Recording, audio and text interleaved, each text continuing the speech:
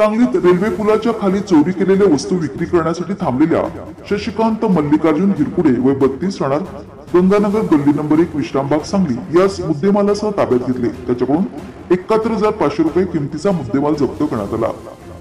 चोरलेला mobile आणि सोन्याची वस्तू घेऊन विक्री करण्यासाठी शशिकांत हिरकुडे हा उत्कर्ष हॉल रेल्वे पुलाखाली थांबला असल्याची इत्थंभूत माहिती मिळाली असता विश्रामबाग पोलीस ठाण्याच्या गुन्हे प्रकटीकरण शाखेनं सापळा लावून शशिकांत हिरकुडे यास ताब्यात घेतले।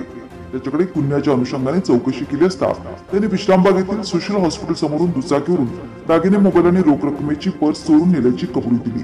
चोरीतील मुद्देमाल आणि गुन्ह्यात वापरलेली मोटरसायकल सविस्तर पंचनामा करून विश्रामबाग पोलिसांनी जप्त केली आहे।